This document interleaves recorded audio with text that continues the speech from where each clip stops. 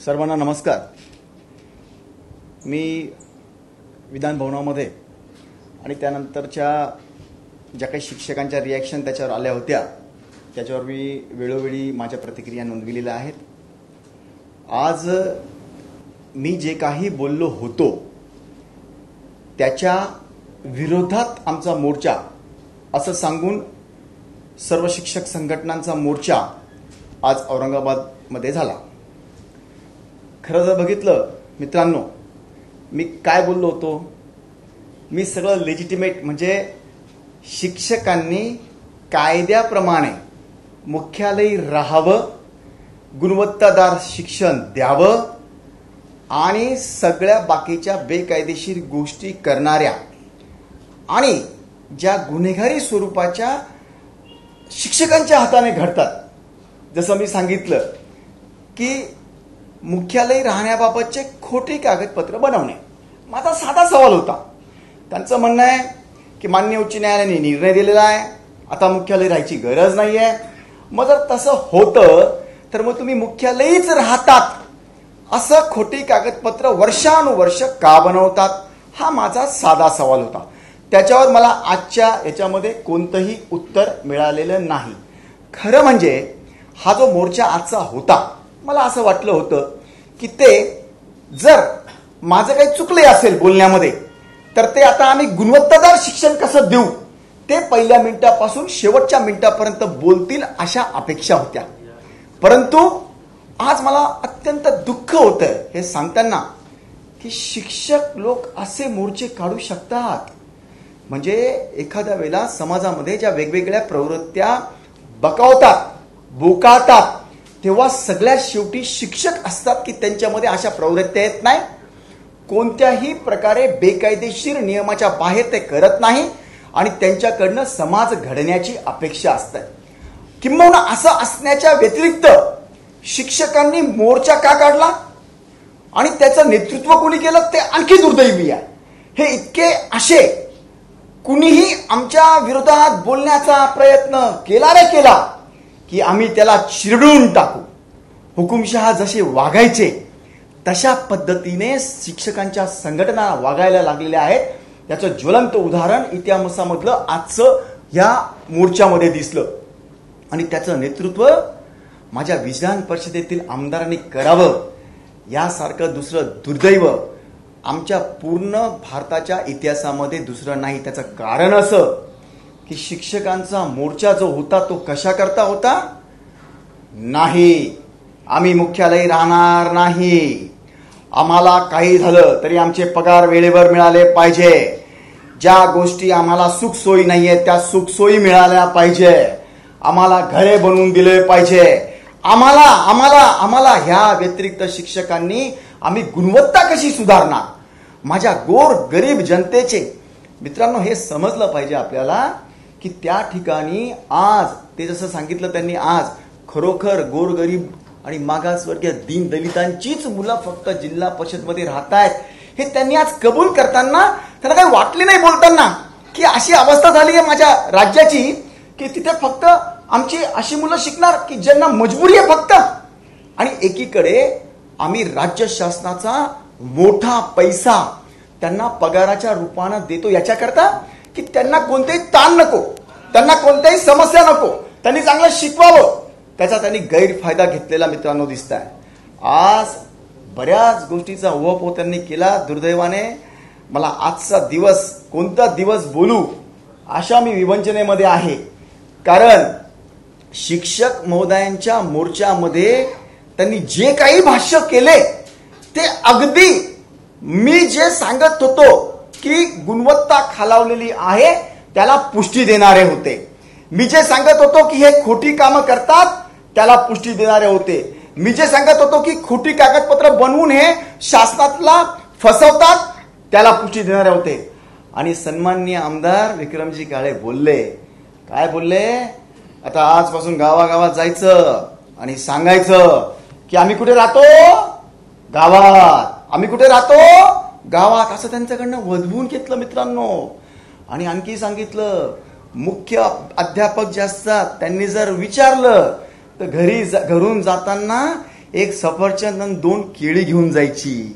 सरपंचांनी अडवलं की मुख्य अध्यापकांनी प्रश्न विचारला, तू लेट का आला, तू का घरी चालला, तर त्याला सफरचंद आणि केळी द्यायची. म्हणजे त्यांच्या भ्रष्ट आचरणातून, भ्रष्टाचारातून आजपर्यंत शिक्षणाची तर वाताहत त्यांनी केलीच केली. आज इतकी हिंमत झाली आमदारांची की ते खुलेआम सांगायला लागले, काय तुम्हाला गावात राहायची गरज नाहीये, माझा शिक्षक वेळेवर येतो की नाही हे बघा, मी गुणवत्ता देतो की नाही हे बघा. माझं त्यांना आव्हान आहे, मागे केलं होतं आणि आजही मी करतो. चला गुणवत्ता आपण तपासू. सन्माननीय आमदार महोदय विक्रमजी काळे, सतीशजी चव्हाण साहेब, कपिलजी पाटील साहेब, चला कोणत्याही सलग 20 शाळा निवडा, कोणत्याही सलग 20 शाळा निवडा. तिथे जर तुम्हीच शिक्षक आहात, तुम्हीच सगळे पदवीधर आहात, तुम्हाला जर तिथे गुणवत्ता आढळली, पालकांच्या भावना अशा आढळल्या की हरकत नाही, हे पालक अपडाऊन कुठूनही केलं तरी, शिक्षक कुठूनही अपडाऊन केलं तरी चालेल, परंतु आम्हाला ते चांगलं शिकवतात, आमच्या मुलांना ज्ञानार्जन मिळतंय, तर मी माझ्या ह्या बाबीची माघार घ्यायला तयार आहे. पण सगळ्या अशा गोष्टी थोड्याशा मताच्या आणि आपल्या पदाच्या लांगून चांगल्यामुळे शिक्षकांना खुले आम ते असे आवाहन करत होते. म्हणजे या शिक्षकांच्या बेकायदेशीर संघटना, एक आमदाराने जो योग्य कायदेशीर प्रश्न उचलला त्याला योग्य मंचावर जाऊन त्याच्या आपल्या बाबी मांडण्याच्या ऐवजी संघटनांचा दबाव आणून हजारोच्या संख्येने जमून इथले इथे दाबण्याचा प्रकार जो करत होते हे, आणि याला जे साथ देत होते ते सन्माननीय आमदार होते शिक्षक मतदारसंघ आणि पदवीधर मतदारसंघातले. आणि म्हणूनच मी त्या दिवशी बोललो की हे आता आमदार काही कामाचे राहिले नाहीत, यांना आमच्या मुलांची, आमच्या शेतकऱ्यांच्या मुलांची, आमच्या गोरगरीब मुलांची, दीन दलितांची किंवा सगळ्यांची मुलांच्या शिक्षणाची पडलेली नाहीये. यांना पुन्हा पुन्हा निवडून येण्याकरता, ह्या शिक्षकांच्या मतदानाकरता लांगून चांगून करण्याकरता आमच्या पिढ्या बर्बाद करतायत. जे मी बोललो तेच आज रिपीट करतो, कारण घटनेने नक्कीच या पदाला दिली होती संमती. त्यावेळेला काय होतं, जवळपास 93% आमचे आमदार महोदय हे शिकलेले नसायचे. त्यावेळेला शिक्षक आणि पदवीधर ही लोक आमच्या उच्च हाऊसमध्ये पाहिजे होती. त्यांच्याकडनं अपेक्षा होती की मुलांना चांगलं शिक्षण कसं दिलं जाईल, शास्त्रज्ञ कसे बनतील, चांगला एक चित्रकार कसा बनेल, एक चांगला झाडूवाला कसा एक आर्टिफिशियल बनू शकतो, या सगळ्या बाबींकरता त्या मुलांना संस्कार कसे चांगले दिले जातील, ह्याकरता ही पदं होती. पण कालांतराने हे कॉन्ट्रॅक्टर बनलेले शिक्षक आणि पदवीधर मतदारसंघातले आमदार यांनी आमच्या पिढ्या बर्बाद करण्याचं कारस्थान जे लावलेलं आहे. आणि म्हणून माझं म्हणणं आहे की हे पद अबॉलिश आणि नष्ट केली पाहिजे. कोरडवाहू शेतकरी, मजूर, कामगार यांच्यात आमदार निवडण्याची प्रक्रिया मित्रांनो सुरू केली पाहिजे, ही माझी प्रामुख्याने मागणी आहे. बऱ्याच गोष्टींचा उहापोह केला. कपिलजी पाटील साहेब आमदार पण बोलले की यांना प्रायव्हेटायझेशन करायचं आहे, मला काहीतरी प्रायव्हेट संस्था किंवा प्रायव्हेट संस्थाचा. माझी एकही संस्था नाही, पण तुम्ही जितके आले होते सांगा ना, तुम्ही राजकारणी आहात, तुम्ही आमदार झाल्यात, तुम्ही कशा संस्था उघडल्या, का उघडल्या, अरे तुमचे बोलवते धनी कोण आहेत मला माहित नाही का, तुम्ही कसा बट्ट्या बोळ लावला आमच्या या पिढीचा. संस्था उघडल्या, संस्था उघडून ज्या शासनाचे तुम्ही आमदार होते त्याचाच पैसा तुमच्या संस्थेत नेला. त्या ठिकाणी शिक्षकांच्या भरत्या कोणत्या पद्धतीने केल्या, किती किती काय काय करून त्यांच्या भरत्या केल्या, त्यांचेच नातेवाईक फक्त कशा पद्धतीने त्यांच्या निवड तुम्ही तिथं केल्या, आणि आमच्या झेडपी शाळा बकाल करण्याची व्यवस्था तुम्ही निर्माण केली. मला हे सांगताना दुःख होतंय की राजकारणी लोक स्वतः आमदार असून संस्था कशा उघडू शकतात, ज्या शासनात मी काम करतो त्याचा मी फायदा कसा घेऊ शकतो, प्रत्यक्ष अप्रत्यक्ष मित्रांनो. परंतु ह्या संस्था तिथंच बसून तो तिजोरीतला पैसा आपल्या संस्थेत टाकायच्या आणि अशा पद्धतीने आमच्या झेडपीच्या गोरगरिबांच्या मुलांच्या शिक्षणाची बर्बादी करायची. मित्रांनो, यांना मला काही संस्था माझ्या नाहीयेत, मला आयुष्यात काढायच्या नाहीयेत, मला त्याची गरज नाहीये. मला या तिसऱ्यांदा जेव्हा आमदार बनवलं जनतेने, ह्याच्यात सगळं आलं. लाखो लाखो लाखो कोटी रुपये सुद्धा माझ्या समोर बवण्यात, इतकं पद माझं मोठं आहे. काय चाटायचं त्या पदांना. जर आपल्याला अशा अशा अवस्थेत बोलावं लागेल शिक्षकांच्या मतदानाकरता, तिथे जाऊन हसून मजाक करून त्यांना त्यांच्या चुकीच्या गोष्टीला पुष्टी करणाऱ्या आपण मोर्चे काढणार जर असू, तर आपल्या पिढ्या बर्बाद नाही होणार तर काय होणार. म्हणून माझं स्पष्ट म्हणणं आहे, आजचा जो बेकायदेशीर मोर्चा होता त्यांच्यावर शिस्तभंगाची कार्यवाही झाली पाहिजे. यांनी जे काही केलं कोणत्या परवानगीच्या आधारे, खरं म्हणजे बरं झालं यांच्या भावना लोकांना लक्षात आल्या. गावागावातल्या पालकांचा रोष आता दिवसेंदिवस वाढत चाललेला आहे. शिक्षकांच्या बाबतीमध्ये जरा कुणी गावात जर कुणी बोलला असेल त्यांच्यावर 353 टाकण्यात आले आहेत, वेगवेगळे गुन्हे त्यांच्यावर दाखल करण्यात आले आहेत. आरटीत गेलं त्यांना कोणतीच बाब यांनी दिलेली नाहीये. आणि मी बोलण्याचा प्रयत्न केल्यानंतर अशा संघटनांचे दबाव गट तयार करण्याचा हा प्रयत्न केलेला आहे. पण मी त्यांना आदराने सांगू इच्छितो, सगळ्या शिक्षक महोदयांना सांगू इच्छितो, तुम्ही अशा आमदारांच्या नादी लागून यांचा आश्रय तुम्हाला फक्त मतदाना करताय. जर खरंच यांचा तुम्हाला जितक्या तुम्ही मागण्या सांगितल्या, या मागण्या काय होतं समजा ह्या मागण्या तुमच्या करेक्ट असतील असं, अरे हेच ना 90% सत्तेमध्ये हेच होती ना. कुणाला सांगताय तुम्ही मंजूर करून नाही म्हणून? तुम्ही होते ना, करून द्यायचं असतं ना इतक्या मागण्या. तुम्हीच सांगता 18 ते 24 वर्षापासून तुम्ही सलग आमदार आहात, का प्रश्न तेवत ठेवले, का यांची सोडवणूक नाही केली? कारण तुमच्या संस्था तुम्हाला गब्बर करायच्या, तुम्हाला पुन्हा पुन्हा निवडून यायचंय. तुम्हाला गोर गरीब मुलांचं काही घेणं देणं नाहीये. शेतकरी राजा हा माझ्या मुलाला त्या झेडपीच्या शाळेत किंवा शाळेत गावात का टाकत नाही? कारण त्याला माहिती टाकलेली मुलांची काय हालत झाली. त्यांना टाकल्यावर झेडपीच्या मुलांना अभ्यास येत नाही, तर मी टाकून करू काय? लगेच त्याला नांगराला झुकतो की कमीत कमी माझ्या उपजीविकेचं साधन निर्माण होईल. अशा अवस्थेमध्ये गोर गरीब लोक मित्रांनो आलेले आहेत. बरेच मला मजूर, पोलीस मित्र, हवालदार, टॅक्सीवाले, रिक्षावाले हे सगळे सांगतात की आमदार साहेब आपने जो मुद्दा भाजीपाले वाले, हातगाड़ी वाले, हे सगळे फेरीवाले मला सांगतात, आमदार साहब आपने जो मुद्दा उठाया वो बहुत बराबर है. क्योंकि झेडपी के स्कूलों में, महानगर पालिकाओं के स्कूलों में हम जब हमारे बच्चे डालते हैं, उनको नहीं आता तो हमको भी लगता हमारे बच्चे पढ़ने चाहिए. आम्हालाही वाटतं आमचे मुलं शिकले पाहिजे. 75% आमचा वर्षाचा पगार आणि आम्ही जे कमवतो ते आम्हाला त्या आमच्या शिकवण्यामध्ये टाकावं लागतं. कारण की प्रत्येकाला वाटतं की आमची मुलं चांगली शिकावी म्हणून त्यांनाही वाटतं. आणि पोटाला चिमटा घेऊन एक वेळेचं अन्न खाऊन ते बिचारे गोर गरीब लोक आपल्या मुलांना त्या प्रायव्हेट संस्थेच्या शाळेत टाकतात. प्रायव्हेट संस्था सगळ्यात चांगल्या आहेत असं मी म्हणत नाही, त्याच्यावर मी येणार आहे. पण आज मी आवर्जून सांगू इच्छितो, पुन्हा सांगतो की आमच्या झेडपीच्या शिक्षणामध्ये वातावरण कशी झाली आहे. जेव्हा आपण एखादी काही गोष्ट सुरू करतो, ऍडमिनिस्ट्रेटिव्ह खर्च हा फक्त 40 ते 60% असायला पाहिजे, त्याच्यामध्ये पगार पण आलेला आहे. पण आमच्या झेडपीची दुर्दशा अशी आहे, या सगळ्या राजकारण्यांनी जे आता तितके बोलतात ना, यांच्या सरकारच्या भाव होत्या 50-50 वर्ष, 60-60 वर्ष यांनी या सत्ता भोगल्या. यांनी केलं काय? फक्त वन साइड शिक्षकांचे पगार वाढवत राहिले. 90% आमच्या शिक्षणावरचा खर्च, 80 ते 90% खर्च हा पगारावर जातोय. इन्फ्रास्ट्रक्चरवर जो आमचा 40 ते 60% खर्च व्हायला पाहिजे तो पगारावर आमचा चाललेला आहे. हरकत नाही, पगारावर काय हेतूचं सांगितलं यांनी? आमच्या तरुण मुलांना नोकऱ्या दिल्या नाही. का बरं? तिजोरीत पैसे नाहीये. तिजोरीतले पैसे गेले कुठं? जास्तीत जास्त कर्मचारी, अधिकारी, त्यातला मोठा हिस्सा शिक्षकांनी घेतला. यांच्या पगारात आम्ही अरबो खरबो रुपये खर्च करतो. कशाला? हे पिढ्या चांगल्या घडवतील. पिढ्या चांगल्या घडवल्या तर आमच्या मुलांना नोकऱ्या मागण्याची गरज राहणार नाही, उपजीविकेचे साधन निर्माण होतील. ज्या ज्या देशांमध्ये शिक्षण चांगले आहेत त्या ठिकाणी त्यांना नोकऱ्याच दिल्या पाहिजे असं नसतं. आणि तो प्राथमिक आणि माध्यमिक शिक्षण माझ्या राज्याचं खालवण्याचं कारण असं आहे की ज्या शिक्षकांना आमच्या बाकीच्या गोष्टी आम्ही नाही दिल्या, नवतरुणांना नोकऱ्या नाही दिल्या, बाकीच्या बऱ्याच गोष्टी आम्ही करू शकलो नाही, परंतु शिक्षकांना गले लठ्ठ पगार याच्याकरता दिले की ते पिढ्या चांगल्या घडवतील. पण दुर्दैवाने तिकडे तर पैसा आमचा गेल्या, त्यांनी पिढ्या सुधरवल्या नाही, सुधरवण्याचा प्रयत्न केला नाही. मी सगळ्या शिक्षकांच्या बाबतीत बोलत नाही. 30 ते 20% शिक्षक चांगले सुद्धा आहेत, त्यांच्या शाळा सुद्धा चांगल्या आहेत. पण 70% शिक्षकांनी हा गोष्टीचा गैरफायदा घेऊन आपल्या सगळ्या पिढ्या बर्बाद करून बेरोजगार तरुणांना आणखी खालवण्याची स्थिती मित्रांनो तयार केलेली आहे. माझी त्यांना विनंती आहे, तुम्ही ह्यांच्या सर्वांच्याकडे करण्यापेक्षा स्वतः बसा.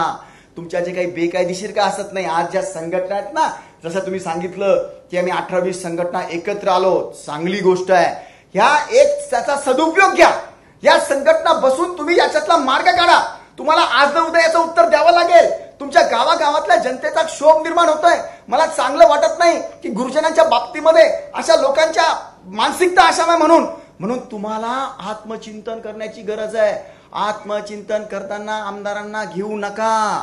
शिक्षक पदवीधर आमदार हे तुमच्या सगळ्या प्रोफेशनला हे माती मोल करण्याच्या करताची तयारी ठेवलेली लोक आहेत, मतदानापुरते आहेत. त्यांना न घेता आपसात विचार करा आणि त्याच्यावर मार्ग काढा. हे माझं त्यांना आव्हान आणि विनंती आहे. हळूहळू हळूहळू आपल्या पिढ्या जेव्हा रस्त्यावर येऊन ज्या विचारायला लागतील तेव्हा तुम्हाला दुसरं काही बोलता येणार नाही. शिक्षणाची गुणवत्ता खालावलेली आहे, हाच प्रश्न वेळोवेळी समोर येणार आहे. आणि म्हणून शेवटची विनंती मी आपल्याला करतो. मी तर माझ्या सगळ्या आयुध वापरणारच आहे. मी या सगळ्या बाबतीमध्ये चांगला शिक्षक वर्गांनी चांगलं शिकवावं, गुणवत्तादार शिक्षण द्यावं, माझी पुन्हा मागणी आहे. मुख्यालयी राहावंच लागेल. मुख्यालयी राहणं तुम्हाला माफी होणार नाही. एक आमदार मोदी मला वाटतं विक्रम काळे किंवा सतीश चव्हाण काहीतरी बोलले, म्हणे गावात 10x10ची रूम बांधून द्या. प्रत्येक गावात मला त्यांनी आवाहन केलं की माझ्या मतदारसंघामध्ये प्रत्येक गावात 10x10ची रूम बांधून द्या. आम्ही सगळे येऊ, आम्ही जेवायला पण येऊ दररोज तिथे त्या शिक्षकांना भेटायला. त्यांनी असं सांगितलं. हरकत नाही. खरं म्हणजे त्या आव्हानाला मी त्यांना सकारात्मक प्रतिसाद देतो. आज तुम्ही जितके आमदार आले होते तितके आणि जितक्या संघटनांचे अध्यक्ष होते ते लेटर पॅडवर मला सह्यानुसार आजचा ठराव द्या की जर तुम्ही माझ्या मतदारसंघातल्या प्रत्येक गावात 10x10ची रूम आम्हाला दिली तर आम्ही राहायला यायला तयार आहोत. तयार आहे मी. तुम्हाला 15 दिवसाच्या आत मी 10x10 आणि 10x15ची रूम माझ्या मित्राला खाली करायला लावीन. मी तिथे बांधेल पण देईल. आणि तुम्ही हा ठराव मला द्या. 3 महिन्याच्या आत मी तुम्हाला 10x15च्या रूम बांधून देतो. चला या गावामध्ये राहायला शिक्षकांना. ही माझी विनंती आणि त्यांना आव्हान आहे. आता बोलले ना तुम्ही की तिथं व्यवस्था नाही म्हणून. अरे ज्या गावात सुखसोयी आहेत, शेरपुंजी, रांजणगाव, वाळूज अशी मोठी मोठी शहर आहेत, त्याच्या बाबतीत कुठे काय बोलतायत तुम्ही? 2, 4, 5 शिक्षक, 2% ते 5% शिक्षकांना दुर्गम भागात जावं लागतं. त्यांना ऑलरेडी माफी आहे. मी कायद्याच्या व्यतिरिक्त बोलत नाहीये. पती पत्नी एकत्रीकरणाला माफी आहे. ज्यांना दुर्गम आजार आहे, ज्यांच्या आई वडिलांना, त्यांना माफी आहे. ते आहेच RT मध्ये किंवा आपल्या कायद्यामध्ये. त्याच्या व्यतिरिक्त 90% शिक्षकांना गावात राहणाऱ्या सगळ्या गोष्टी उपलब्ध असताना ते असं का करत नाही, हा माझा सवाल आहे. आणि पुन्हा सांगतो, शिक्षकांना शिक्षण शिकवण्याची मिळालेली ही दैवी शक्ती आहे, देण आहे देवाची तुम्हाला शिकवण्यासाठी. हे तुमच्या सोयी करता नाहीये, हे तुमच्या त्यागा करताय. तुम्ही शिक्षक महोदय आज कुठे गेले? ते सांगतायत की मी सुद्धा जिल्हा परिषद शाळेमध्ये शिकलो म्हणून आमदार झालो. होय, मी जिल्हा परिषद शाळेमध्ये शिकलो आणि म्हणून नुसतं आमदार नाही, बरेच जण वेगवेगळ्या फील्डमध्ये चांगल्या पोझिशनवर गेले. आता जात नाही, हे दुर्दैव आहे. म्हणून तर सांगू लागलो की पहिल्यासारख्याच्या पिढ्या घडत होत्या त्या आता घडत नाही. म्हणून माझी विनंती आहे की गुणवत्तामध्ये सुधार झाला पाहिजे. ते कोणीतरी बोलता बोलता बोलले की एक मला वाटतं कोणत्या तरी वर्तमानपत्रामध्ये मी वाचलं की आमदारांची मुलं कॉन्व्हेंटमध्ये आहेत. माझे तर काही मुलं नाही आहेत आता कोणते कॉन्व्हेंटमध्ये. ते कॉन्व्हेंटमध्ये जातात, ते इंग्रजी शाळेत शिकतात, ते का झिडपीत टाकत नाही. मला त्यांना स्पष्ट सांगणं आहे हसून की बाबा रे, शिक्षक जिल्हा परिषदचे चांगले शिकवत नाही. 60,000 ते 1.5 लाखापर्यंतचा पगार घेऊनही जर ते म्हणतात की पगारच तर थोडा उशीर झाला तरी ते बोलतात मी पगारावर बोलत नाही. त्यांना पगार 15,000 जरी भेटला असता तरी त्यांनी चांगलं शिकवलं पाहिजे होतं. पण 15 ते 20,000 घेणाऱ्या शिक्षकांकडे तुम्ही तुमची मुले पाठवण्याची हिंमत करतात. तुम्ही चांगलं शिकवत नाही म्हणून तर कुणीही जिल्हा परिषदेच्या शाळेत टाकत नाही, हे माझं स्पष्ट म्हणणं आहे. आणि म्हणून आजच्या मी या मोर्चाचा निषेध करतो. मला असं वाटलं होतं तिथं आत्मचिंतन करून आम्ही गुणवत्ता सुधारून देऊ असं ते राज्याला सांगायला आलेले आहेत. परंतु तसं न करता आम्ही असं करूच, आम्ही गुन्हेगारी स्वरूपाचे खोटे कागदपत्र बनवून मुख्यालय असल्याचं दाखवूच, इतरही आम्ही सगळे बेकायदेशीर कामं करूच, आमच्याकडे बिलकुल कुणी बोलायचं नाही. त्यांची हिंमत बघा. काय म्हटलं ते? म्हणे तुम्हाला माहिती आमदार साहेब, जे शिक्षकाच्या नादी लागले त्यांची कशी माती झाली. आणि तुमच्या पण मतदारसंघामध्ये मला त्यांनी सांगितलं शिक्षक राहतात. आता ते सगळे तुमच्याकडे राहायला येऊन मला ते मतदानामध्ये हरवण्याची भाषा करतायत. त्यांना विक्रमजी, तुम्हाला पाहिजे असेल घडी घडी आमदार क्या, मला चाटायचे नाही असे आमदार काय चौथ्यांदा आणि पाचव्यांदा आमदारकी नुसतं काय बोर्ड लावू मी पाचव्यांदाचा आमदार चौथ्यांदाचा आमदार कसं लोकांना असं माझ्या गोष्टी न सांगता मी ज्या करता जनतेने मला निवडून दिलं गोरगरिबांचं त्यांची कामं न करता त्यांच्या भावना न मांडता नुसतं आमदार होत बसू हे अशा आमदारकी तुम्हाला लखलाप मला अशा आमदारक्या बिलकुल नाही आणि मी तुम्हाला दाव्याने सांगतो हिम्मत असेल कित्येक शिक्षकांचे मतदान माझ्या मतदारसंघामध्ये तुम्ही नोंदवा तुम्ही माझ्या विरोधात उभे राहा त्या शिक्षकांच्या मतदानासह तरी सुद्धा मीच निवडून येईल कारण की तुमच्या शिक्षकांना कळेल की माझी भावना ही रास्त त्यांच्या स्वतःच्या मुलाबाळांच्या चांगल्या आणि जनतेच्या पिढ्यांच्या चांगल्या करतायत म्हणून मला ती भीती कृपया तुम्ही दाखवू नका त्यांनी पुन्हा मला हेही सांगितलं म्हणजे खरं म्हणजे विषयांतर करतात बरेच जण काय करू लागले मी बोललो की ते म्हणतात तुम्ही तुमच्या आमदाराच्या मतदारसंघामधले रस्ते बघा तुम्ही हे बघा ते बघा अरे तो विषय पण तुम्ही घ्या त्याच्यातही माझं आव्हान आहे विक्रमजी तुमच्या मतदारसंघातले माझ्या मतदारसंघातले सतीशजी तुम्ही इतके पदवीधर होता मराठवाड्यातले कधी शिक्षकांचे प्रश्न सोडवले नाही मुलांचे प्रश्न सोडवले नाही माझ्या मतदारसंघात या देशातला नंबर 1 चा CSR बजाजकडनं 268 कोटी रुपयाचा मिळवून जलसंधारणाची मोठी कामं करून शेतकऱ्यांचं मी मोठं काम केलंय जायकवाडी धरणात जे 60 वर्षात तुमचे जे बोलवते धनी आहेत ना ह्या सगळ्यांनी नाशिकचे तिकडचे त्या पश्चिम मात्र तुमचे जे बोलवते धनी आहेत त्यांनी हे सगळं मराठवाड्याचं पाणी पळवून नेलं होतं ना ते मी पुन्हा आणून जायकवाडीला सोडून माझं क्षेत्र माझे उत्पादन मी वाढवले माझ्याकडे आज PWDचा माझ्याकडे जे रस्ते येतात 1 किलोमीटर असा रस्ता नाहीये की मला मंजूर करायचा आहे हे मान्य आहे की 40% रस्त्यांची कामं सुरू आहेत काही टेंडर प्रोसिजरवर आहेत म्हैसमाळचा आणि 7-8 रस्ते म्हणजे 800 रस्त्यापैकी फक्त 20 ते 22 रस्त्यांची दुर्दशा आहे ते मी मान्य करतो परंतु या 2 वर्षाच्या कार्यकाळात मी ते सुद्धा संपवणार आहे मित्रांनो म्हणून तुम्ही माझ्या मतदारसंघाची काळजी करण्याच्या ऐवजी करा हरकत नाही या पण नुसतं बोलू नका येऊन बघा माझ्या मतदारसंघामध्ये इतकंच मला बोलायचं होतं कारखान्याच्या बाबतीत ते बोलले खरं म्हणजे मला मतदारसंघाचं बोलायचं नव्हतं पण त्यांनी बोलले म्हणून या गोष्टी मला बोलायला लागल्या त्यांनी त्याच्याकरता वेगळी म्हणजे त्यांनी वेगळी मांडणी करावी त्यावरही मी पूर्ण उत्तर देईल कारखान्यामध्ये मी माझं सगळं आयुष्य आमच्या घरच्यांचं आयुष्य माझ्या मित्रांचं कित्येक जणांचं आयुष्य बर्बाद करून हा कारखाना वाचवून दाखवला यांच्या जबड्यातून आणून दाखवला तरी सरकार त्यांची होती म्हणून आमची सगळी कामं ठप्प कारखान्यामध्ये आमच्यावर खोट्या FIR टाकून दिल्या आमच्या पर्यटनाची कामं बंद रस्त्यांची कामं बंद हे सगळी त्यांनी केली होती पण ठीक आहे मला त्या बाबतीत बोलायचं नाही आता माझी सरकार आलेली आहे मी सगळी राहिलेली कामं तर करणार आहे पण शिक्षकांना तिथून हटवून दुसरीकडे नेऊ नका माझ्या मुलांच्या पिढ्या बर्बाद होऊ देणार नाही त्याकरता मला जे काही करावं लागेल मी ते करत राहील इतकंच मी सांगतो एक चर्चेत असं झालं की तुमचा बोलविता धनी कोण आहे आणि तुम्ही कुणाचे प्यादे आहेत हे होऊन जाऊ द्या समोर येऊ द्या त्यात म्हणजे मुद्दा असा होता की खासगीकरणासाठी तुम्हाला कोणीतरी सुपारी दिली म्हणजे प्यादे तुम्ही आहात आणि खासगीकरण करण्याचा हा घाट आहे मग तुमचा वाली कोण मांडले तर त्याला नाग टू कनेक्शन जोडले काय बोलविता धनी सांगा कोण नाही सगळ्यात पहिली गोष्ट कुणाला काही बोलायला नाही राहिलं का एकच सांगतात यांचा बोलवता धनी वेगळा यांना घटना मान्य नाहीये हे घटना बदलायला चालले किंवा मुंबई तोडायला चालले हे असल्या वल्गना करून कुणाची हिंमत आहे हो घटना बदलण्याची राहील का तो दुसऱ्या दिवशी जिवंत कोणाची हिंमत आहे मुंबईला कोणी पण डोळ्या असं वटारून थोडी बघण्याची हे नुसते असे प्रलोभन किंवा अशा गोष्टी दाखवून मिस प्रेझेंटेशन करून मॅटरला वेगळीकडे नेतात मला विचारणं आहे इतक्या सगळ्या वर्षात 92% राज्य तुम्ही चालवलं 92% राज्य आस्था गायत स्वातंत्र्यानंतर तुम्ही चालवलं तुमचे बोलवते धनी जे कोणी होते ना त्यांची किती बर्बादी लावली ह्या राज्याची ह्या शिक्षणाची ह्या शेतकऱ्यांची त्या बाबतीत बोला माझे कुणीही चुकीचे बोलवते धनी असू शकत नाही मी चांगल्या संस्कारात घडलोय माझे वरिष्ठ पण मला चांगले संस्कार देतात आणि म्हणून तर मी योग्य मुद्दा मांडलाय सगळ्या राज्यातल्या पालकांचा 100% सपोर्ट याकरताच मला तुमचा निर्देश त्यांच्या बोलविता धन्याकडे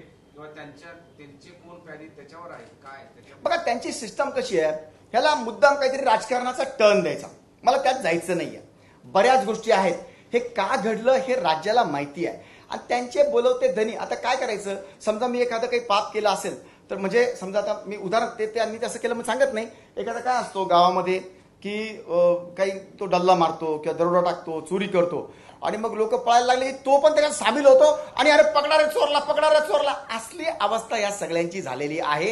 हे म्हणतात तुम्हाला प्रायव्हेटायझेशन करायचं. तुम्ही काय सोडलं प्रायव्हेटायझेशन करायचं?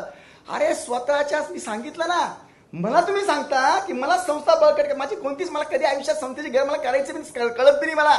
संस्था वगैरे तुमच्या संस्था आहेत, तुम्ही तुमच्या संस्था बळकट करतायत, तुम्हाला प्रायव्हेटायझेशन करायचं आहे. मला नाही, मला जिल्हा परिषदच्या शाळा स्ट्रॉंग करायच्या आहेत. जिथं आमचा इतका पैसा खर्च होतो त्याला मला चांगलं ताकदवान बनवायचं आहे. त्यांचा आरोप असा आहे की ह्या ज्या काही जिल्हा परिषदेच्या शाळा आहेत ना, त्या शाळाच तुम्हाला खासगीकरणाकडे न्यायच्या, त्याच्यामुळे तुम्ही हे सगळं नवीन शैक्षणिक धोरणामध्ये जे सांगितलं की त्यांनी पारंपरिक जे गरिबांची मुलं आहेत त्यांना पारंपरिक कामं करायला लावायचे आणि त्याच्यामुळे ह्या शाळा गरिबांची मुलं फक्त झेडपीच्या शाळेमध्ये शिकतात. ह्या शाळा बंद करून तुम्ही त्या खासगीला प्रोत्साहन देताय. एकदम बरोबर बोलले ते. त्यांनी फक्त आमच्या झेडपीच्या मुलांना, विद्यार्थ्यांना फक्त स्केल ज्याला आपण म्हणतो ना, त्या कामाकरता सोडलंय. झाडू वगैरे याच्याकरता, सगळ्या याच्याकरता सोडलंय. त्यांचं म्हणतात नाही, नवीन शैक्षणिक धोरणामध्ये हे नाही सर. नवीन शैक्षणिक धोरणामध्ये 8वी 9वी 10वीच्या जिल्हा परिषदच्या प्राथमिक, माध्यमिक आणि उच्च माध्यमिकच्या सगळ्या शिक्षकांनी गव्हर्नमेंटच्या, झेडपीच्या NEET, JEE, CPT, CT ह्याची सगळी पूर्वतयारी करून घ्यायची आहे. यांना 120 तासाचं ट्रेनिंग कंपल्सरी आहे या पूर्ण वर्षभरामध्ये. मी तर इतकं पुढं सांगतो, यांनी आम्हाला झेडपीच्याच शाळा स्ट्रॉंग बनवायचं, आम्हाला कोणतंही खाजगीकरण करण्याची इच्छा अजिबात नाहीये. पण यांनी कधी का होत नाही हो? का बरं आमच्या झेडपीच्या मुलांना पूर्वतयारीच्या क्लासेस लावावे लागतात बाहेर? ते लावू शकत नाही, गरीब आहे म्हणून. प्रायव्हेटच्याच मुलांना तिथं नोकऱ्या भेटतात, त्यांनाच शिक्षण चांगलं दिलं जातं. आमच्या झेडपीच्या मुलांना 8वी 9वी 10वी मध्ये पूर्व परीक्षाची तयारी तुम्ही करून घेतली असती, आमचे मुलं सुद्धा नीटमध्ये, JEE मध्ये ह्याच्यामध्ये उत्तीर्ण झाले असते आणि नोकऱ्या त्यांनी प्राप्त केल्या असत्या. परंतु ते असं होऊ देत नाही. त्यांना असं होऊ द्यायचं नाहीये. स्वतःच्या संस्था फक्त बळकट करायच्या. मला एक सांगा, तुम्ही आरोप करतात, ते प्रत्यारोप करतात आणि हे सुरू, याला लॉजिकल एंड काय बघा? नाही, मला तरी काय वाटतं की एक चांगली सुरुवात झालेली आहे. हरकत नाही. आज जरी वाईट दिसत असलं, त्यांचा मोर्चा निघालेला इतका मोठा, तर हरकत नाहीये. चांगली गोष्ट. ह्याच्यातनं आता काहीतरी म्हणतात. मी तर माझी बाजू सोडणार नाहीये. त्यांनी पण त्यांची बाजू बरोबर आपल्या जनतेला दाखवून द्यावी. मी तर सिंपल सांगितलं, मी कित्येकदा सांगतोय. विक्रमजी, सतीशजी, कपिलजी, सगळ्यांना पुन्हा पुन्हा सांगतो, गुणवत्ता चांगली आहे ना, ठीक आहे, तुम्ही चला उद्या न्यूझीलंडवरनं अपडाऊन करा, काही म्हणणं नाही आमचं, ओके, आम्ही त्याला मान्यता देऊ. म्हणजे माझं मत सांगतो, शासन ठरवेल, मी काही एकटा. परंतु चला हे मग चला ना, गुणवत्तेकरता का घाबरता? माझं आव्हान सिंपल आहे. समजा मी एखादा आरोप केला तर मला पुरावे द्यावे लागतील. मी पुरावे द्यायला तयार ना, तुम्ही घ्यायला तयार नाही आहेत. त्याला टर्न करून शिक्षकांना तुम्ही भडकावताय विनाकारांचे, ते बंद करा. चला ना, आव्हान आहे, माझं आव्हान आहे. कोणत्याही तालुक्यात सलग 20 शाळेत चला. आणि माझी सगळ्या पत्रकार मित्रांना पण म्हणजे विनंती आहे की त्यांना सांगा, कोणत्याही आपल्या राज्याच्या तालुक्यातल्या सलग 5 तालुके आपण निवडूया. मराठवाडा, विदर्भ, पश्चिम महाराष्ट्र, उत्तर महाराष्ट्र वगैरे 20 शाळेत सतत जाऊ. तिथली गुणवत्ता, तिथल्या पालकांच्या भावना समजून घेऊ. त्याच्यावर आपण ठरवू. जर तिथं वाटलं की चांगलं वाटलं तर इतर तपासणार नाही. जर ते चुकीचं वाटलं तर अजून तपासू, आणखी तपासू, 90% तपासू. आणि दूध का दूध, पाणी का पाणी होईल. म्हणून चांगल्या बाबी ह्याच्यातनं निघण्याची सुरुवात मला वाटतं झालेली आहे. आमदार साहेब, मला एक सांगा, सर्वे आहेत, शिक्षक मुख्यालय राहत नाहीत, सर्वे आहेत कायदेशीर सरकारचे की गुणवत्ता ढासळलेली आहे. या सगळ्या गोष्टी आहेत. तुम्ही 7-8 वर्षापासून या सगळ्या गोष्टींचा पाठपुरावा करताय. शासनही ऐकत नाही, शिक्षकही ऐकत नाही. तुमच्याकडे शेवटचा पर्याय आता उरलेला आहे का की तुम्ही न्यायालयामध्ये जाणार आणि ह्या गोष्टी तिथं फाईट करणार? बघा, मी थोडं स्पष्ट बोलतो. न्यायालयामध्ये काय होतं, सन्माननीय न्यायाधीश महोदयांना इतकी प्रकरणं असतात आणि यांच्या सिस्टमच त्या, ह्या मुद्दाम हेच शिक्षकांचे, आमदार आणि शिक्षक काही प्रकरणं मुद्दाम मान्य उच्च न्यायालयामध्ये, न्यायालयात टाकतात. आणि तो वेळखाऊपणा होता. मग सांगायला होतं, जेव्हा आपण करू शकतो तेव्हा न्यायालयात जाण्याची गरज काय? जेव्हा आपण करणार नाही तेव्हा न्यायालय. तुम्हीच म्हणताय की पिढ्याच्या पिढ्या बर्बाद होत आहेत, न्यायालय घेईल सिरियसली? नाही, पिढ्याच्या पिढ्या बर्बाद होतं. बघा, न्यायालयाने सांगितलं ना, ते काय सांगतात बघा, माझ्याकडे आहे एक असा निर्णय, न्यायालयाने देऊन टाकलं. न्यायालय यांनी काय केलं, एक आता बघा 2016चा हा त्यांचा हे, त्याच्यामध्ये त्यांनी सांगितलं की उच्च न्यायालयाने हे आता घरी राहणार नाही. म्हणजे त्यांनी काय एक लाईन फक्त सांगतो, कामाच्या ठिकाणी राहण्याच्या संबंधात घर भाडे भत्त्याच्या पात्रतेसाठी विहित केलेली शर्त मात्र काढून टाकण्यात येत आहे. ही तरतूद वगळण्यात येत आहे. त्यांनी काय सांगितलं, ज्या आधारे हा परिपत्रक होता जुना, 1990चा, याच्यामध्ये ही अट होती चौथ्याच नंबरची, की सर्व कर्मचाऱ्यांच्या बाबतीमध्ये ही अट होती, म्हणून ते उच्च न्यायालयात गेले होते हे सगळं घेऊन. तर त्यांनी शासनाने असं परिपत्रक काढलं, हे 4 नंबरचा पॅराच आम्ही काढतोय, म्हणून तुम्हाला मुख्यालय पण राहणं पण क्रमप्राप्त आहे. आणि या गोष्टी यांनी उद्दाम उलट दाखवलं त्याला. आणि जर उच्च न्यायालयाचा निर्णय जर त्यांच्या फेवरला असता तर कोणाला काही बोलायचीच गरज नसती, पण मिसगाईड करायचं याकरता ते करतायत. माननीय न्यायालयामध्ये जेव्हा जाण्याची वेळ येईलच, जेव्हा शासन ऐकणार नाही कोणतेही, मला भरोसा आहे की माझं शासन हे आता मुख्यालय राहण्याकरताच आणि हे कडक निर्देश आता देतील. त्यांना मुख्यालय नुसतं राहून नाही तर त्यांची गुणवत्ता सुधारण्याकरता पूर्ण आम्ही प्रयत्न करू. आमदार साहेब, एक मुद्दा सातत्यानं उपस्थित होतोय की अशैक्षणिक कामं आणि त्यामुळे गुणवत्ता ढासळली असं सगळीकडे दिसतंय.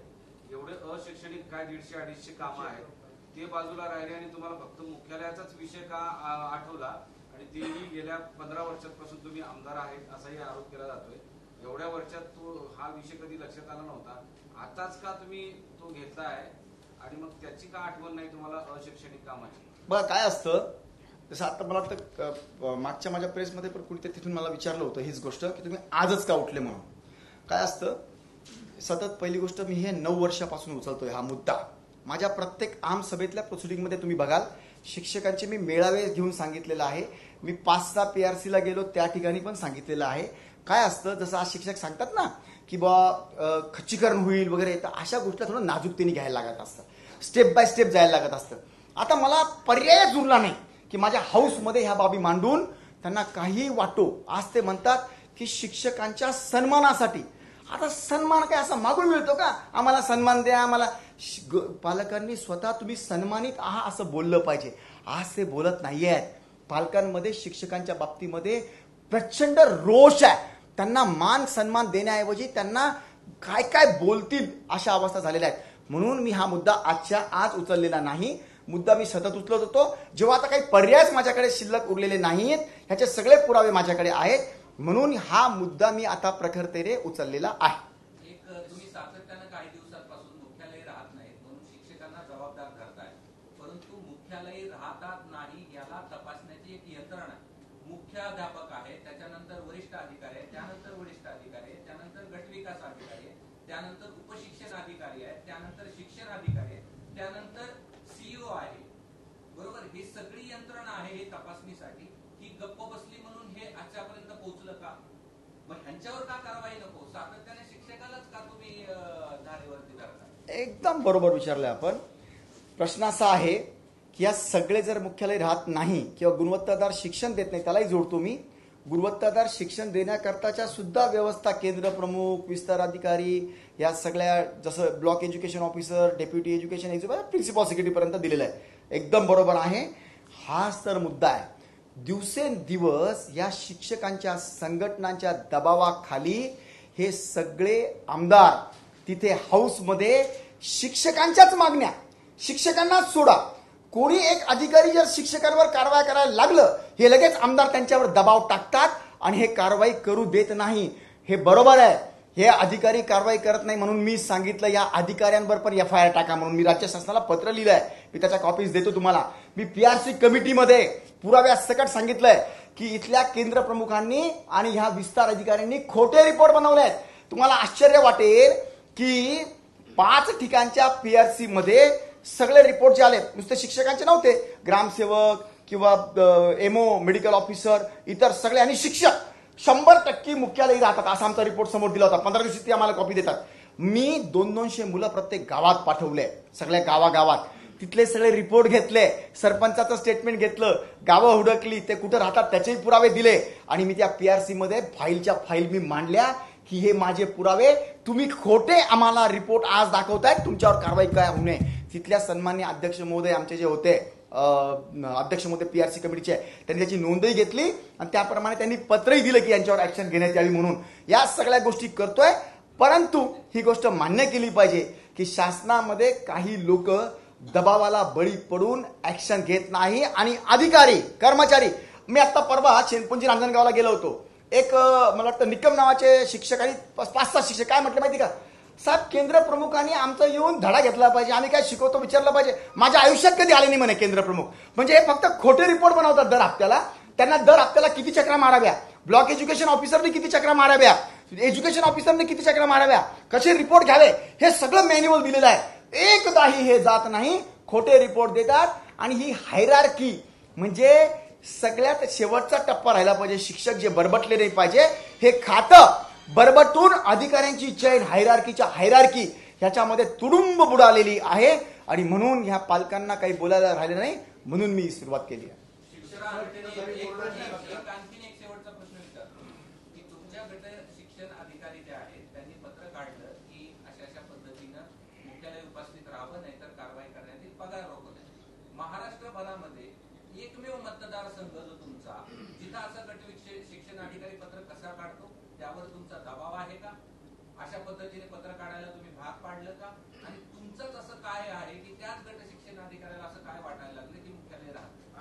त्याला जोडून प्रश्न आहे अपडेट की ते पत्र माघारी घेतलं, त्याच्यात बदल केले गेले असं विक्रम काळे यांनी सांगितलं. हे खरंच आहे का हे पत्र बदललं गेलं? बघा, दोन बाबी आहेत. सगळ्यात पहिली गोष्ट, हे नांदेडला जवळपास एक 300-400 लोकांवर FIR पण झाल्या, ते मुख्यालय राहत नाही म्हणून. आणि त्यांच्याकडनं त्यांनी घेतलेले वेतन किंवा घर भाडे पुन्हा वसुलीची प्रक्रिया सुरू झालेली आहे. नांदेड जिल्ह्यामध्ये जवळपास 1 कोटी रुपयांची वसुली पण झालेली आहे मागच्या 1-1.5 वर्षापूर्वी ही सगळी. आणि माझ्याकडे मी सगळं पाठपुरावा करत असतो मतदारसंघामध्ये, राज्य शासनाला लिहितो, त्या मतदारसंघातल्या म्हणजे शिक्षणाधिकाऱ्यांनी करावं असं मी सांगतो.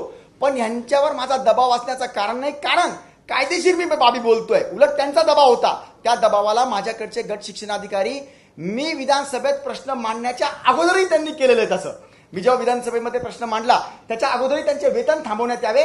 इथले माननीय मुख्य कार्यकारी अधिकारी गटणे साहेब यांनी सुद्धा यांना स्पष्ट इन्स्ट्रक्शन दिले होते, परिपत्र काढलं होतं की तुम्हाला मुख्यालय राहावं लागेल, नसता तुमचे वेतन थांबवेल. आणि मी स्पष्ट सांगतो, घर भाडं थांबवणं हे मुख्यालय न राहण्याचं कारण होऊ शकत नाही. घर भाडं थांबवून चालणार नाही, यांचे वेतन बंद केले पाहिजे, यांना राहावंच लागेल. उलट हे न राहताचे खोटे रिपोर्ट दिलेले आहेत, याच्यावर उहापोह करून ते पैसे पुन्हा महसूल खात्याप्रमाणे वसुलीची कारवाई करावी लागेल. कारण मी करेल, मी पाठपुरावा करेल, काय माझ्याकडनं जे होईल मी ते करणार आहे. यांना मुख्यालयी राहिले नाही, यांचे सगळे वेतन सुद्धा यांना थांबवावे लागते.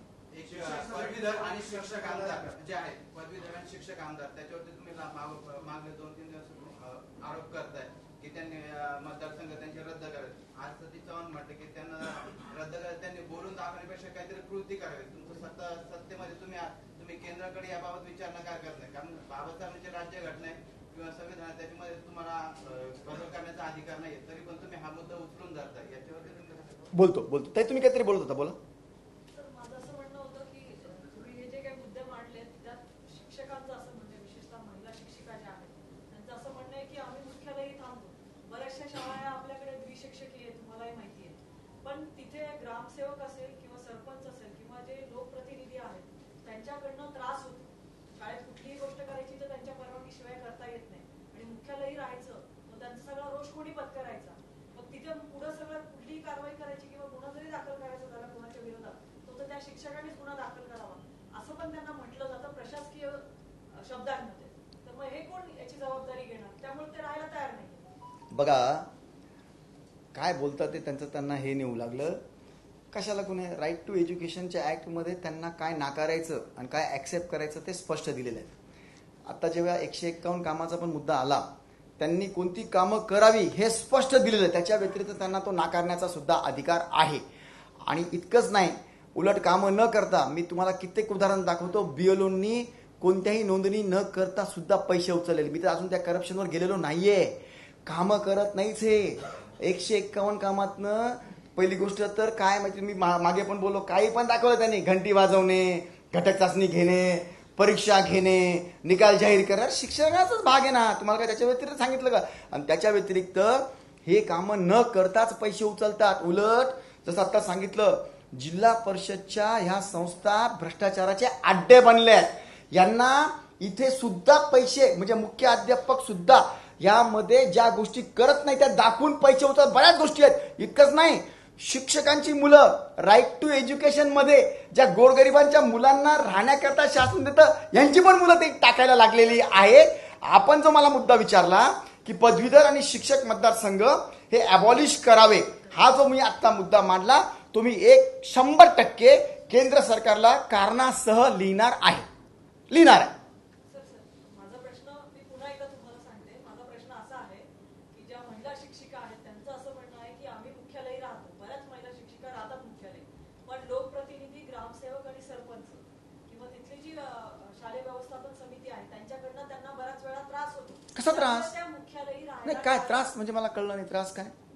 त्रास वेगवेगळ्या प्रकारचे आहेत. शाळेमध्ये जे काही छेड काढणे वगैरे असे प्रकार.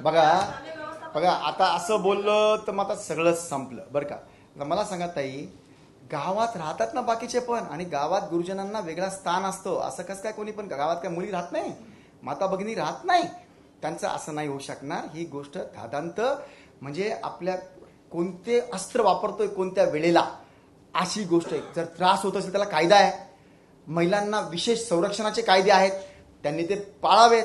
हा मी इतकं सांगू शकतो. उलट की आता आपण काढला तो विषय म्हणून सांगतो, काय होतं आमच्या बऱ्याच ताई लोकांचे लहान तान्हुले बाळपण आहेत, सगळे ते शहरात राहतात आणि सकाळी ते निघतात 7ला आणि संध्याकाळी 6-7ला घरी जातात. 12 तास त्या तान्हुल्याला आई बिना राहावं लागतं. ते जर गावात राहिले तर त्या बाळाला ते 2-3दा भेटू शकतील, त्याच्याशी त्यांना ते अन्न खाऊ घालू शकतील, त्याच्याशी हितगुज साधू शकतील, मुलांना भेटू शकतील. हे आपली उलट त्यांनी कुटुंबासह तिथं जर राहिलं, कुटुंबासह राहायचंय त्यांना तिथं, त्यांना काही एकट्याला राहायचं नाहीये. त्या यांना राहायचं असेल त्यांचं तो वैयक्तिक जबाबदारी, मला त्याच्या बाबतीत काही बोलायचं नाहीये. पण मला असे जर त्रास होत असतील, ते सरपंच त्रास देत असतील, त्याला काही कायदा नाहीये का? आता ही तर वेगळीच तरा झाली की आम्हाला गावामध्ये असं होईल किंवा छेड काढले जाईल किंवा असं होईल. असे प्रकार घडवू नये. पण आम्ही सगळ्या लोकप्रतिनिधींनी ती जबाबदारी घेतली पाहिजे. मी पण घेईन. असे कारण सांगून आपल्याला त्या बाबतीतनं पळ काढता येणार नाही.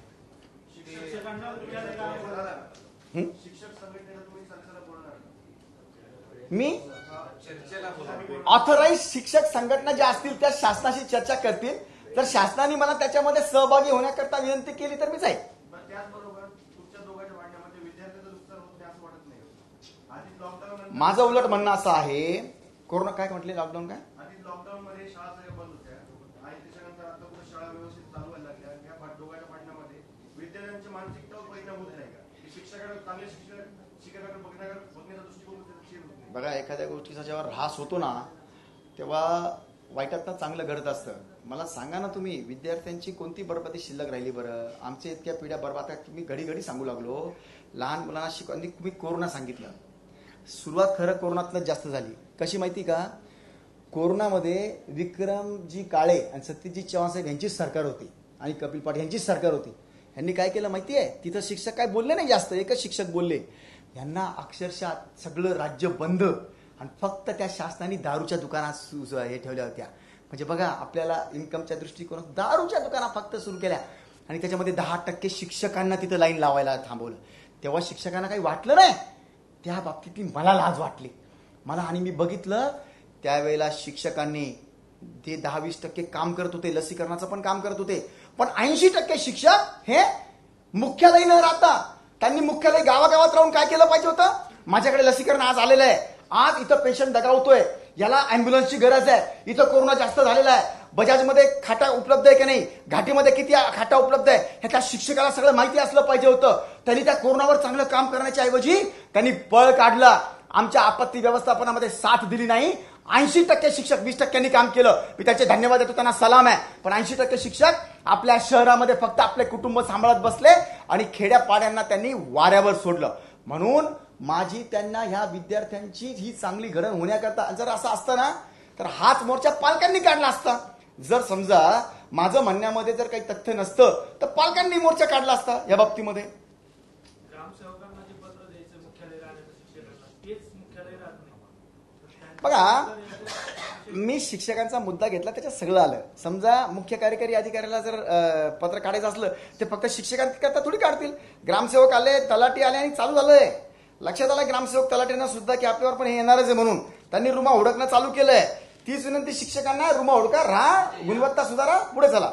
म्हणजे यामध्ये शिक्षक, ग्रामसेवक, तलाठी हे पण इन्क्लूड आहेत ना, सरकारी कर्मचारी म्हणजे सगळे. सर बघा, मी सगळ्या पत्रकार मित्रांना हे सांगू इच्छितो, ज्याला नोकरी लागते सरकारी त्या प्रत्येकाला मुख्यालयी राहणं बंधनकारक आहे. तो एमओ असो, मेडिकल ऑफिसर असो, तो तहसीलदार महोदय असो, तो बीडीओ असो, तो डेप्युटी एज्युकेशन ऑफिसर, कुणीही असो त्यांना मुख्यालयी राहणं कंपल्सरी आहे. फक्त शिक्षक हा मोठा घटक होता आणि तो विद्यार्थ्यांशी आणि आपल्या पिढ्यांशी डायरेक्ट कनेक्टेड होता, म्हणून मी शिक्षकांचा मुद्दा आता घेतलाय. बाकीचे मुद्दे घेतले आणि मी विधानसभेमध्ये या बाकीचे सगळे मुद्दे मांडले, पण हा मुद्दा आला पुढे म्हणून त्याच्यावर मला बोलायला लागलं. Okay, thank you so much. छोटा 2-3 मुद्द्यावर एक वेगळं पाहिजे, सगळे एकत्रित घ्या. बघा, आज विक्रमजी काळे, सतीशजी चव्हाण आणि कपिलजी पाटील यांनी सांगितलं की जरी आमचे शिक्षक मुख्यालयी राहत नसतील तर त्यांच्या गुणवत्ता एकदम स्ट्रॉंग आहेत, सगळ्यात राज्य शिक्षणामध्ये आमचं पुढे आहे, असं त्या तिन्ही आमदारांनी सांगितलंय. मला त्यांना आव्हान करायचं आहे की त्यांना प्रत्येक जिल्ह्यातल्या, प्रत्येक तालुक्यातल्या कोणत्याही 20 शाळा निवडा, तुम्ही सुरुवात करू, आपण जाऊ बरोबर. त्या 20 शाळेमध्ये जर गुणवत्ता त्यांना आढळली तर मी त्या बाबतीनं माघार घ्यायला तयार आहे. पण जर तसं आढळलं नाही तर ते काय करतील, त्यांनी त्याचा सगळा हिशेब, गुणवत्ता कशी सुधारेल ते त्यांना द्यावं लागेल. दुसरं, बेकायदेशीर मोर्चावर शिस्तभंगाची कारवाई झाली पाहिजे असं तुमचं म्हणणं आहे, त्याच्याबद्दलचं काय मत आहे, ते काय मागणी आहे? बघा, त्यांचा आजचा मोर्चा हा जनतेच्या विरोधातला मोर्चा होता. सगळे पालक इच्छितात की माझ्या मुलाला काहीतरी यायला पाहिजे, त्याच्याकरता गव्हर्नमेंटनी व्यवस्था केलेली आहे. पण हा मोर्चा त्यांनी बेकायदेशीर काढला. त्यांच्या संघटनांना कोणत्याही परवानग्या नसतात, त्यांच्या संघटना बऱ्याच बेकायदेशीर आहेत, तरी त्यांनी तो मोर्चा काढला. माझ्या हिशोबाने बरं झालं, मलाही त्या गोष्टीतलं बोलायला संधी भेटली. पण मोर्चा बाबतीमध्ये शिस्तभंगाची कारवाई करण्यासाठी मी नक्कीच आमच्या म्हणजे अधिकाऱ्यांना पत्र लिहिणार आहे. तुम्ही असंही म्हणाले की 10x10ची काय 10x15ची रूम सुद्धा बांधून देतो, त्यांनी जे आवाहन केलं होतं की प्रत्येक गावात राहण्यासाठी रूम बांधा, त्याच्याबद्दल तुमचं मत काय? मी सांगितलं, आजच्या आज माननीय विक्रमजी काळे आणि माननीय कपिलजी पाटील प्लस सतीशजी चव्हाण हे असं बोलले तिथं सगळे एकत्रित. काय बोलले की जर प्रत्येक गावात, मला माझ्या मतदारसंघात त्यांनी आवाहन केलं की प्रत्येक गावात तुम्ही तुमच्या मतदारसंघातल्या 10x10ची रूम जर शिक्षकाला दिली तर आमचे शिक्षक ताबडतोब येतील. माझं त्यांना विनंतीपूर्वक, आदरपूर्वक बोलणं आहे, होय पाठवा. ज्या शिक्षकांना 10x10ची रूम पाहिजे आम्ही खाली करून देऊ आमचं घर, उद्यापासून पाठवा. इतकंच नाही, आज त्यांनी एक केलं पाहिजे. कधी? त्या सगळ्या तिन्ही आमदार आणि जितक्या शिक्षक संघटना होत्या त्यांच्या अध्यक्ष, उपाध्यक्ष, सचिवांनी सही करून मला ठराव द्यावा की गावात मी माझ्या मतदारसंघात 10x10ची रूम जर दिली तर ते तिथे राहायला येतील. मी 3 महिन्याच्या आत ह्या सगळ्यांना 10x15ची रूम अवेलेबल करून देतो, इतकंच सांगतो. 60 ते 1 लाख रुपये पगार तुम्ही घेता, चांगलं शिकवत नाही म्हणून जिल्हा परिषद शाळेत पालक मुलं टाकत नाहीत असं तुमचं म्हणणं आहे, त्याबद्दलचं तुमचं मत? बघा, खरं म्हणजे शिक्षकांना शिक्षण देण्याची ही देवाने दिलेली देण आहे. त्यांनी काय केलं, त्याला सुखसोयीमध्ये कन्वर्ट केलंय. त्यांना सुखसोयी बघायचं तर त्यागाचं पद आहे, पण तरी सगळीकडे सगळ्या सुबत्ता असताना सुद्धा इतकंच नाही, आमच्या बऱ्याच नवतरुणांना आम्ही नोकऱ्या देऊ शकलो नाही कारण की तिजोरीत पैसा नाही आहे. त्यांना 10-15 हजार देऊ शकत नाही. पण शिक्षकांना गले लठ्ठ 60,000 ते 1.5 लाख रुपयापर्यंतचे पगार झालेले आहेत. ते जर चांगले शिकवले असते तर माझ्या तोंडात असे शब्द निघाले नसते. पण एकीकडे आम्ही इतका पगार देऊनही ते आमच्या पाल्यांना, आमच्या विद्यार्थ्यांना, विद्यार्थिनींना अजिबात गुणवत्ताधारक 70% शिक्षक देत नाहीत. म्हणून माझं उलट म्हणणं असं आहे की आता त्यांची इंटरव्ह्यू घ्यावी लागेल. त्यांना शिक्षण येतं की नाही हीच मला आता शंका आहे. त्यांची इंटरव्ह्यू घेतला, त्यांना नाही आलं तर त्यांचं काय करतात शासन ठरवेल. मी हे सांगत नाही नोकरीतून काढा, पण ज्यांना येत नाही त्या ठिकाणी आमचे नवतरुण मुलं आपण भरूया, चांगले शिकवणारे. कारण की एकीकडे पगार घेतात, शिकवत नाही. आमच्या मुलांच्या तर पिढ्या बरबाद होऊ लागल्या. म्हणून नवीन मुलं आम्हाला चांगले शिकवणारे भरावे लागतील. तुम्ही आमदारकी चाटायची नाही असं म्हणाले मला आणि माझ्या विरोधात उभा राहा सुद्धा असं आव्हान दिले. होय, मला त्या सगळ्या शिक्षकांनी, पदवीधर आमदारांनी काय चॅलेंज केले की आम्ही तुमच्या मतदारसंघात आता 2024च्या इलेक्शनच्या अगोदर शिक्षकांचे मतदान तिथं नोंदवू आणि तुम्हाला जे शिक्षकांच्या नादी लागलेत त्यांची अवस्था बघा. आता तुमचं काही खरं नाही असं ते मला आव्हान करत होते. माझं त्यांना आव्हान आहे, केलंच पाहिजे, करून दाखवा. आता हिम्मत असेल ना विक्रमजी, सतीशजी किंवा कपिलजी, सगळ्या शिक्षक जितके तुमच्यात दम आहे तिथे करा. माझ्या मतदारसंघात शिक्षकांच्या मतदानाची नोंदणी करा आणि तुम्ही माझ्या विरोधात उभं राहायला या. चॅलेंज आहे तुम्हाला 50,000च्या वतीने हारून दाखवलं तर. एक शेवटचा प्रश्न आहे.